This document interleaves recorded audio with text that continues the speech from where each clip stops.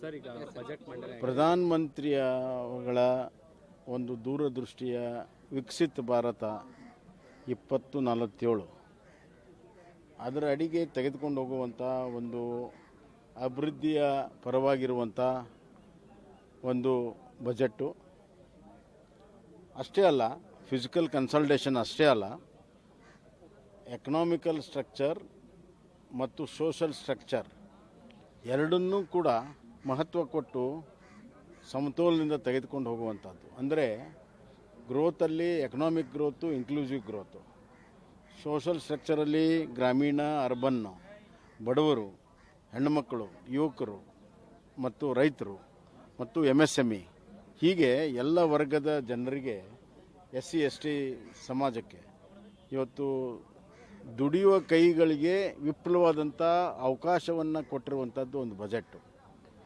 ಅದಲ್ಲದೆ ಟೆಕ್ನಾಲಜಿಗೆ, R&Dಗೆ ಕೊಟ್ಟಿದೆ. ವಿಶೇಷವಾಗಿ ಅಗ್ರಿಕಲ್ಚರಲ್ಲಿ ಆತ್ಮನಿರ್ಭರ ಮಾಡುವಂಥ ಕೆಲಸ ಮುಂದಿನ 5 ವರ್ಷದಲ್ಲಿ ನಾವು ಯೂರಿಯಾ ಗೊಬ್ಬರ ಇರ್ಬೋದು, ಅಥವಾ ನಮ್ಮ ಬೀಜಗಳಿರ್ಬೋದು, ಅಥವಾ ನಮ್ಮ ಪಲ್ಸಸ್ಸಲ್ಲಿರ್ಬೋದು, ವೆಜಿಟೇಬಲ್ ಫ್ರೂಟ್ಸಲ್ಲಿರ್ಬೋದು, ಸಂಪೂರ್ಣವಾಗಿ ನಾವು ಸ್ವಾವಲಂಬನೆ ಆಗುವಂಥ ಒಂದು ಬಜೆಟ್ಗೆ ಒಂದು ಬಹಳ ಮಹತ್ವದ ಹೆಜ್ಜೆಯನ್ನು ಇವತ್ತು ಅದಿಟ್ಟಿದೆ.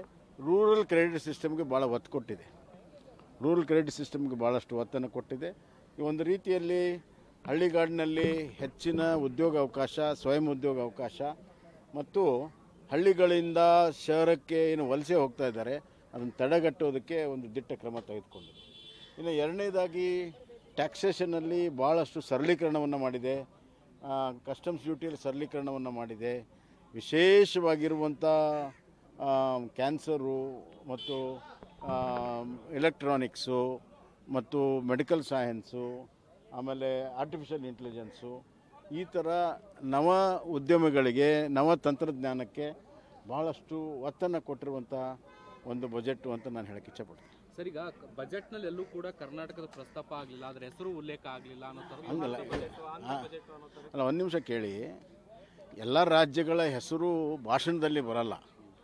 ಸಂಪೂರ್ಣ ಬಜೆಟ್ ಡಾಕ್ಯುಮೆಂಟನ್ನು, ಫೈನ್ ಪ್ರಿಂಟ್ ಅಂತ ನಾವೇನು ಕರಿತೀವಿ, ಅದನ್ನು ನೋಡಿದಾಗ, ಈಗ ಉದಾಹರಣೆಗೆ ರೈಲ್ವೇಸಲ್ಲಿ ಹಣ ಕೊಟ್ಟಿದ್ದಾರೆ ದೊಡ್ಡ ಪ್ರಮಾಣದಲ್ಲಿ. ಅದಕ್ಕೆ ರೈಲ್ವೆ, ರೋಡು, ಇನ್ಫ್ರಾಸ್ಟ್ರಕ್ಚರ್ಗೆ ಕೊಟ್ಟಿದ್ದಾರೆ. ಅದಕ್ಕೆ ಕರ್ನಾಟಕದಲ್ಲೂ ಕೂಡ ಹಣ ಬರ್ತದೆ, ರೈಲ್ವೇದಲ್ಲಿ ಬರ್ತದೆ, ರೋಡಲ್ಲಿ ಬರ್ತದೆ. ಆಮೇಲೆ ಇಂಡಿಯನ್ ಇನ್ಸ್ಟಿಟ್ಯೂಟ್ ಆಫ್ ಸೈನ್ಸ್ ಅಂತ ಅದಕ್ಕೆ ಕೊಡ್ತೇವೆ ಅಂತ ಹೇಳಿದ್ದಾರೆ. ಆಮೇಲೆ ನವ ಉದ್ಯಮಗಳಿಗೆ ಆರ್ಟಿಫಿಷಿಯಲ್ ಇಂಟೆಲಿಜೆನ್ಸಲ್ಲಿ ಕೊಡ್ತೀವಿ ಅಂದರೆ ಅದು ಕೂಡ ಬೆಂಗಳೂರಿಗೆ ಬರ್ತದೆ. IT BTಯಲ್ಲಿ ಬರ್ತಾಯಿದೆ. R&Dಗೆ ಅದು ಬೆಂಗಳೂರಿಗೆ ಬರ್ತಾಯಿದೆ. ಅದು ಅಲ್ಲದೆ ಇವತ್ತು ಸುಮಾರು 1.5 ಲಕ್ಷ ಕೋಟಿ ರಾಜ್ಯಗಳಿಗೆ 50 ವರ್ಷ ನಂತರ ತೀರಿಸುವಂತ ಕೊಟ್ಟಿದ್ದಾರೆ. ನನ್ನ ಪ್ರಕಾರ ಒಂದು 7-8 ಸಾವಿರ ಕೋಟಿ ಕರ್ನಾಟಕಕ್ಕೆ ಅದರಲ್ಲಿ ನಮಗೆ ಬರ್ತಾಯಿದೆ. ಕಳೆದ ವರ್ಷವೂ ಕೂಡ 6 ಸಾವಿರ ಕೋಟಿ ನಮಗೆ ಬಡ್ಡಿ ರಹಿತ 50 ವರ್ಷಕ್ಕೆ ತೀರಿಸುವಂಥ ಲಾಂಗ್ ಟರ್ಮ್ ಒಂದು ಸಾಲ, as good as free then, ಅದನ್ನು ಕೊಟ್ಟಿದ್ದಾರೆ ಕ್ಯಾಪಿಟಲ್ ಇನ್ವೆಸ್ಟ್ಮೆಂಟಿಗೋಸ್ಕರ. ಹೀಗೆ ಪ್ರತಿ ವರ್ಷವೂ ಕೂಡ ಕೊಡ್ತಾ ಇದ್ದಾರೆ.